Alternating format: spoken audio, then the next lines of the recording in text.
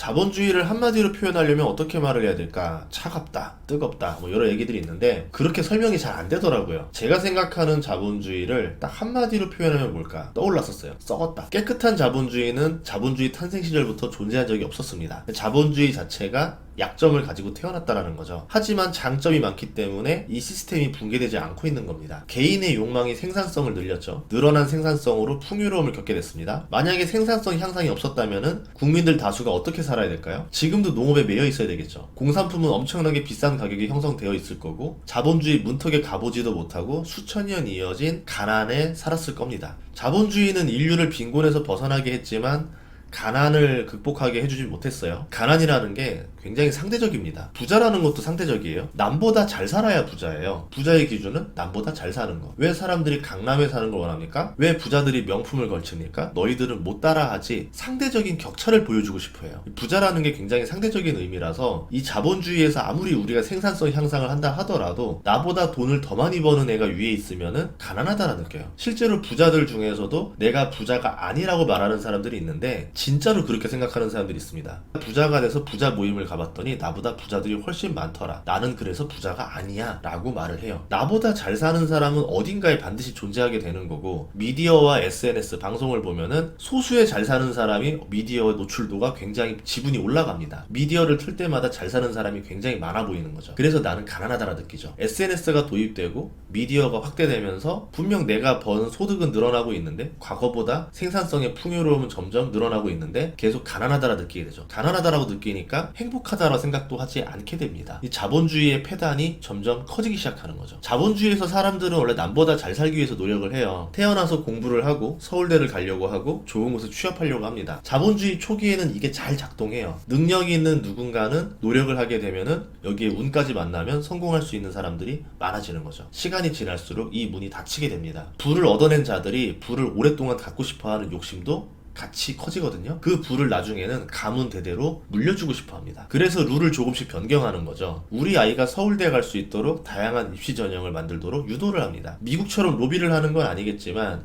어떻게 보면은 결국 수능으로 대학 가는 정시 말고도 별의별 다양한 전형이 생겼어요. 공부를 잘하지 않아도 대학에 쉽게 가는 방법이 만들어집니다. 대표적으로 알려진 게 외국에서 오랫동안 학교를 다니면은 재외국민 전형으로 쉽게 들어올 수가 있죠. 근데 그렇게 아무나 할 수 없는 이유는 돈이 많아야 되니까. 해외에서 학교를 오랫동안 보낼 수 있을 정도로 재력이 받쳐주는 사람들, 아이를 해외에서 출산할 수 있도록 재력이 받쳐주는 사람들이 그런 전형을 많이 쓰죠. 일반적인 사람들은 그 어려운 입시의 벽을 실력으로 뚫어서 들어가야 됩니다. 불공평해지기 시작하죠. 취업의 문도 좁아지기 시작해요. 특정 대학 출신들을 뽑아서 채용하는 게 유행했었는데 그건 사라졌죠. 하지만 특정 직장 내에서 대학 동문회를 만들어가지고 친목을 유지하는 방법은 아직까지도 유지를 합니다. 그 동문회 선후배끼리 서로 안면을 튼 다음에 승진이 보장되는 주요 일감들을 줘가지고 주요 인사 라인을 장악하는 거죠. 이렇게 되면 가진 자들은 부를 오랫동안 유지할 수 있고 없는 자들은 희망을 포기할 수밖에 없습니다. 자본주의에서 가장 위험한 게 아래층의 사람들이 꿈을 잃고 도전하지 않는 거예요. 생산성 저하가 일어나죠. 욕심이 있어야 생산성 향상이 일어나고 전체적으로 부의 파이가 커지면서 부자든 서민이든 다 같이 잘 살게 되는데 생산을 포기하기 시작하면은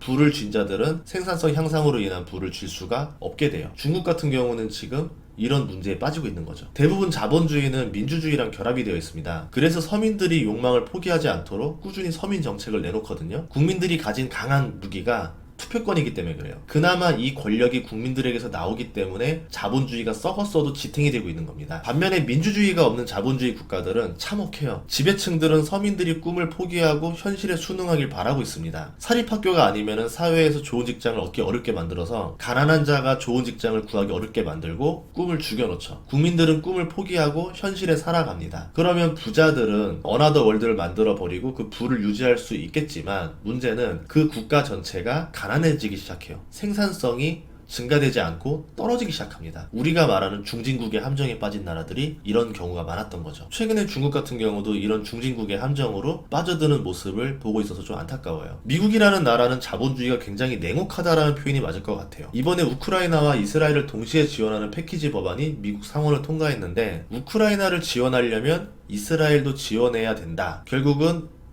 결국은 패키지 법안으로 들어왔기 때문에 상원을 통과할 수 있었죠. 이거 누가 로비했을까요? 돈이 있는 사람들은 로비로 법안을 바꾸기 위해서 천문학적인 돈을 써요. 그게 투입한 돈 대비 더 큰 이익을 가져다 주기 때문인데 연방 정부의 4조 원 이상의 예산이 로비한 사람들한테 쓰인다고 볼 수 있습니다. 빅테크들이 엄청나게 로비를 하고 있는데 그 돈을 받은 의원들이 빅테크에 대해서 우호적인 포지션을 취할 수밖에 없어요. 미국이든 한국이든 정치인들은 지속적으로 선거에서 표를 얻기 위해서 막대한 정치 자금이 들어갈 수밖에 없습니다. 그들에게 돈을 줄 수 있는 후원자들, 돈이 필요한 정치인들, 이 둘의 유착이 떨어질 수가 없는 거죠. 미국은 차라리 이걸 깨끗하게 공개하도록 로비를 합법화해서 그래도 누구나 이거를 알 수 있게 만든 거죠. 아, 저 의원이 빅테크한테 돈을 많이 먹었구나. 그래서 빅테크에 대해서 우호적인 법안을 냈구나. 이게 과도하기 시작하면은 이 사람을 뽑지 않겠죠. 그래서 어느 정도 룰이 시스템적으로 돌아갑니다. 근데 우리나라 같은 경우는 어떤 의원이 어떤 이유로 돈을 먹었는지 알 수가 없어요. 뒤에서 돌아다니기 때문에 저 사람이 왜 갑자기 저런 법안을 내지 알기가 어려워집니다. 이렇게 법과 미디어가 우호적인 기업은 사업을 독점하기 시작하고 부를 유지하기 쉬워지죠. 반대로 작은 기업은 이 틈을 들어가기 어려워진다는 거예요. 우리가 이거를 기회의 박탈이라고 부릅니다. 기회의 박탈은 빈부격차를 불러오겠죠. 자본주의의 가장 큰 단점은 부자가 더 큰 부자가 되고 가난한 사람은 더 가난한 사람이 된다. 이게 절대적인 기준이 아니라 상대적으로 그렇게 벌어진다는 거예요. 가난한 사람들 입장에서는 능력이 있어도 집안, 학력, 재력의 이유로 신분 상승이 막히게 됩니다. 그러면 사회적인 불만을 가지게 되면서 자본주의에 대한 욕망은 꺼지지 않게 되거든요. 이게 잘못 발현되면 사기로 이어져요. 누구나 잘 살고 싶다는 욕망을 가지고 있고 사기꾼은 그 욕망을 건드려서 스캔코인 같은 일을 합니다. 영풍재지 주가 조작했던 세력들이 6,600억의 부당 이득을 챙겼다라는 뉴스도 나왔고요. 청담동 주식 부자 사기 사건도 유명했었죠. 여기도 엄청난 불법적인 이익을 취했습니다. 최근에 코인 게이트도 터졌죠. 불법적인 일을 통해서 돈을 벌려고도 해요. 국가는 불법적인 일에 대해서 처벌이 약합니다. 이게 왜 약한지가 저도 의문인데 특히 금융사기는 강력범죄보다 훨씬 더 솜방망이 처벌이에요. 왜 그런지 알 수가 없어요. 사기꾼 입장에서는요, 수백억 해먹고 100억 로펌 써서 몇 년 살다 나오면 그래도 몇백억이 남아요. 실질적으로 연봉 100억 이상의 가치를 갖게 되는 겁니다. 사기를 안 치는 사람이 더 바보가 되는 세상이 되는 거죠. 대부분의 국민들은 정직하고 법을 준수하고 규칙대로 살아가려고 합니다. 그런데 사기꾼들은 그거를 무시하면서 살아가는데 이 사람들이 돈을 더 잘 벌어요. 이런 일이 적을 때는 어느 정도 사람들이 이해를 해주지만 이게 점점 많아질수록 자본주의 시스템이 붕괴될 수밖에 없는 거죠. 제가 자본주의가 썩었다라고 말했는데 이게 또 잘 썩으면 우리는 발효되었다라고 또 말을 합니다. 자본주의가 썩었지만 그래도 민주주의가 있기 때문에 어느 정도 지탱해주고 있거든요. 자본주의라는 거를 또 잘 이해를 하고 나면은 그래도 합법적으로 성공할 수 있는 기회가 나올 수도 있다라 생각을 해요. 불법을 저지르지 않고도 합법적으로 성공할 수 있는 것들이 무엇이 있을까? 이게 항상 있는 건 아니에요. 그런데 살다 보면은 한 번씩 이런 기회가 나오기 시작합니다. 성공하려면 합법적인 블루오션을 찾아서 일을 해야 된다라 생각을 해요. 공부도 잘하고 학벌도 좋은 사람들은 굳이 이런 것들을 안 찾아도 알아서 능력껏 할 수 있겠지만 대부분은 또 그렇지 않잖아요. 그렇기 때문에 절대 다수가 성공하는 방법은 합법적인 블루오션을 찾아야 된다. 여러 가지 있진 않을 거예요. 모두가 거기에 다 쏠리게 되면은 거기가 블루오션이 아니라 레드오션으로 바뀌겠죠. 나만 아는 곳에서 블루오션을 찾아내야 된다. 투자도 마찬가지입니다. 합법적인 빈틈이 있어요. 자본주의 안에서도. 주식을 하다 보면은 그런 빈틈이 가끔씩 나와요. 자주 나오는 건 아니고. 부동산도 가끔 그런 빈틈이 나오는 시기가 있어요. 그런 빈틈을 발견하는 방법은요, 먼저 뉴스를 보는 겁니다. 뉴스를 보면서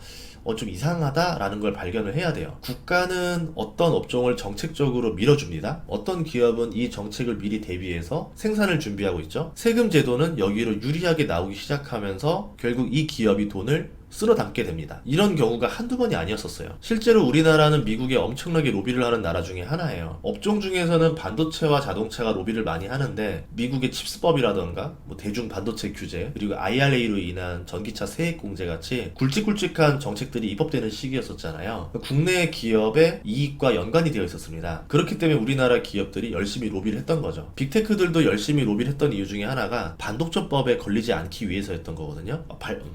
2018년에 트럼프가 빅테크들 반독점법을 조사하겠다고 말을 했었는데 빅테크들은 트럼프와 바이든 선거에서 바이든의 적극적인 로비를 했었습니다. 그렇게 해서 바이든이 선거에 당선이 됐죠. 그 결과 어떻게 됐을까요? 아직까지 재판은 하고 있지만 이슈는 많이 사라졌죠. 빅테크들 주가는 바이든 당선 이후로 50% 정도 더 상승을 했습니다. 그러면 어디에 투자를 해야 되는지 조금씩 힌트가 보이기 시작하는 거죠. 미국은 제약회사들 로비가 되게 상당해요. 방산보다 4배 정도 더 큽니다. 대표적으로 트럼프의 로비를 하는 쪽은 에너지와 방산 쪽이고, 바이든의 로비하는 쪽은 이제 뭐 빅테크들이라던가 이런 기업들이 많았죠. 이번 대선에서 바이든이 될 거냐 트럼프가 될 거냐 잘 봐야 되는데, 트럼프가 될 가능성도 꽤 있다라고 봐요. 과거에는 어떻게 했는가? 트럼프 같은 경우는 재임 시절에 셰일 기업들이 신규 채굴을 할 수 있도록 장려를 했습니다. 그래서 미국 내에서 셰일 유전지대가 최대까지 벌어졌었죠. 그리고 사우디라던가 여러 나라 가서 미국 무기를 사라고 압박을 많이 넣었었죠. 유럽이나 나토 이런 데 돌아다니면서 미군 철수할 테니까 너희들 국방비 늘려라. 그 국방비 늘리라는 게 뭡니까? 미국 무기 사서 국방력 채우란 얘기입니다. 방산을 위해서 영업을 하고 다녔던 거죠. 자본주의라는 게 차갑기도 하고 뜨겁기도 하고 썩기도 했지만, 투자자 입장에서 어쨌든 우리도 돈을 벌어야 되는 결국 자본주의 시스템 안에 있는 사람입니다. 이 자본주의에 대해서 불평불만을 가질 게 아니라, 내가 어떻게 하면은 여기서 틈을 발견할 수 있고 내가 부자가 될 수 있는지를 계속 고민해 봐야 되겠죠. 오늘 한번 그런 생각이 들어서 영상을 찍었습니다. 뭐 개똥 철학이에요. 남는 거 하나도 없어요. 그래도 혹시라도 자본주의에 대해서 고민하는 사람이 있지 않을까 해서 그냥 저의 개인적인 의견 하나를 말했습니다. 여러분의 의견이 더 정답일 수도 있어요.